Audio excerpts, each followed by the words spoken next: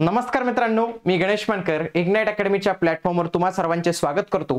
RTO एएमव्हीआय educational qualification शैक्षणिक पात्रता काय लागणार आहे, डिग्री काय लागणार आहे, डिप्लोमा काय लागणार आहे, कोणत्या ब्रांचेसचे उमेदवार फॉर्म भरू शकतात आणि कोणाला फॉर्म भरता येणार आहे आणि कोणाला फॉर्म नाही भरता येणार याच्याविषयी संपूर्ण माहिती देणारा आपला आजचा हा व्हिडिओ असणार आहे। हा व्हिडिओ तुम्ही शेवटपर्यंत पूर्ण बघा आणि चॅनलवर नवीन असाल तर सगळ्यात आधी या चॅनलला तुम्ही सबस्क्राइब करून ठेवा।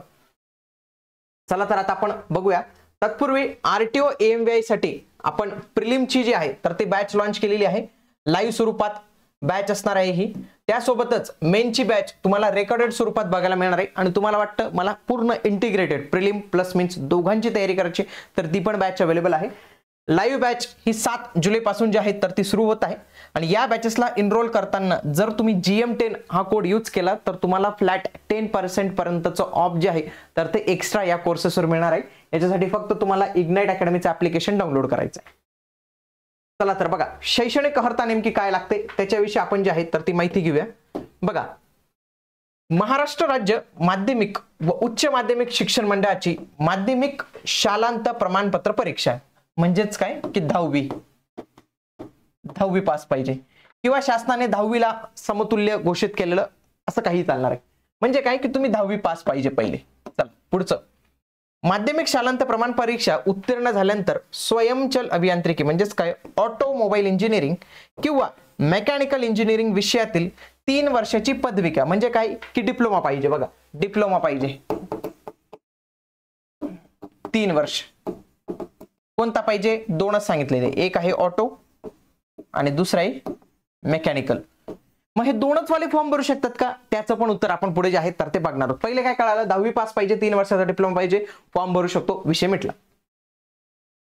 पुढे समजा एखाद्याचं असं असेल की 10वी असेल, 12वी केलं असेल आणि 2 वर्षाचा डिप्लोमा केला असेल, तो फॉर्म भरू शकतो का? यस, तो पण फॉर्म भरू शकतो, तो पण व्यक्ती फॉर्म भरू शकतो। Same for case for ITI, तर ते पण उमेदवार जे आहेत तर ते आपण इथं इलिजिबल जे आहेत तर ते मानू शकतो। पुढे त्यांनी काय सांगितलेले की जर समजा डिग्री नसेल आणि पदवी असेल तरी चालणार आहे। बघा, काही ठिकाणी काय असतं, बघा काही ठिकाणी JEE सिव्हिलला असं असतं की डिप्लोमाच पाहिजे, डिग्री चालत नाही। इथं तसं नाही केलेलं, पदवी पण चालेल। ज्यांचं मास्टर ग्रॅज्युएशन झालं असेल म्हणजे MTech झालं असेल ते पण इलिजिबल आहेत। एखाद्याची पार PhD उद्या तो पण इलिजिबल आहे। म्हणजे हायर जे क्वालिफिकेशन असेल ते पण चालणार आहे। पदवी पण तुम्ही इथं जे आहे तर ते पात्र असणार आहेत। कोणती पदवी?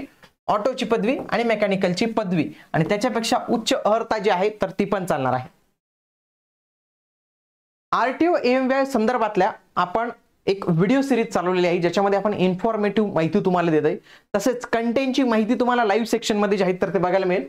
ज्याच्या आधी जाहिरात कधी येणार आहे 2025 विषयी त्याच्या संबंधीचा खुलासा या व्हिडिओमध्ये केलेला आहे। शारीरिक पात्रता, नवीन परीक्षा पॅटर्न काय आहे, सिलेबस डिकोडिंग काय, अशी सर्व व्हिडिओ ऑलरेडी चॅनलवर उपलब्ध आहेत, ते तुम्ही अवश्य बघा।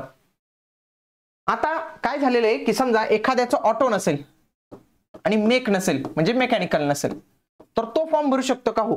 कोणते कोणते व्यक्ती फॉर्म भरू शकतात ते पाहूया। बघा, शासनाने काय सांगितले की खालील अर्हता समतुल्य शैक्षणिक अर्हता म्हणून स्वीकारार्ह आहे।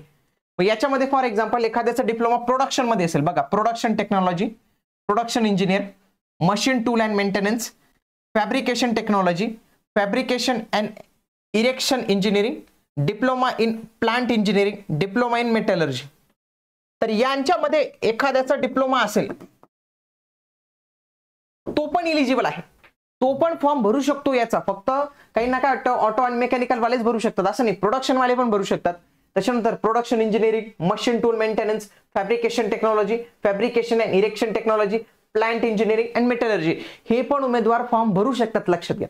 तसेच आणखी एक डिग्री जर राहिली, समजा तुमच्याकडे ही पदवी असेल, कोणती पदवी? बघा, bachelor degree in mechanical engineering, bachelor degree in automobile engineering, bachelor degree in production engineering and bachelor degree in industrial engineering, तर इंडस्ट्रियल वाले, प्रोडक्शन वाले हे पण बॅचलर वाले, BTech वाले फॉर्म भरू शकतात।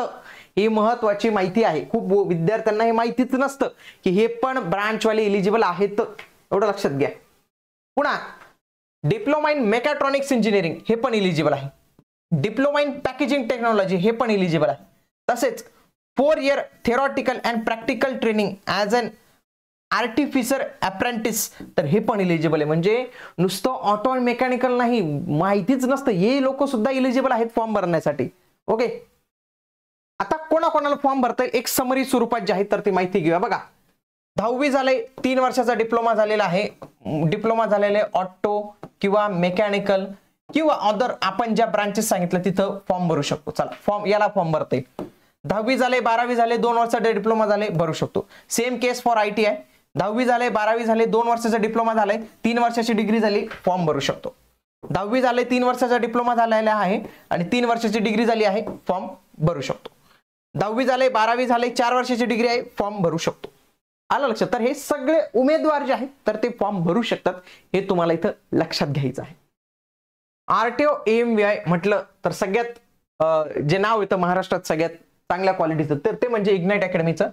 2017 मध्ये देखील 200+ सिलेक्शन दिले आणि इव्हन 2020 मध्ये आपण पुन्हा जास्त 200+ सिलेक्शन जे आहे दिलेले आहेत. म्हणजे जेव्हा जेव्हा RTO AMVI ची जाहिरात आलेली तर त्या माध्यमातून आपण जास्तीत जास्त अधिकारी घडवण्याचा प्रयत्न केलेला आहे. तर याच्यासाठीच आपण ही आगामी 2025 मध्ये होऊ शकते अशाच परीक्षांसाठी आपण जे आहे ही बॅच लॉन्च केलेली. प्रिलिमची बॅच आहे, मेनची बॅच आहे आणि कॉम्बो बॅच आहे की ज्याच्यामध्ये दोन्ही तुम्हाला इथं बघायला मिळतील. तर यांना तुम्ही नक्की जॉईन करू शकतात. जॉईन करण्यासाठी GM10 हा जर कोड यूज केला तर या ज्या तुम्हाला काही प्राइस दिसत आहेत तर या प्राइसेसवर तुम्हाला पुन्हा 10% एक्स्ट्रा ऑफ जे आहे तर ते मिळून जाणार आहे.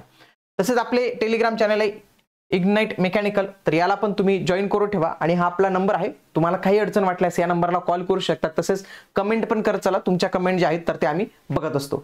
भेटूया आता आपण पुढील व्हिडिओमध्ये. तोपर्यंत जय हिंद, जय महाराष्ट्र, धन्यवाद.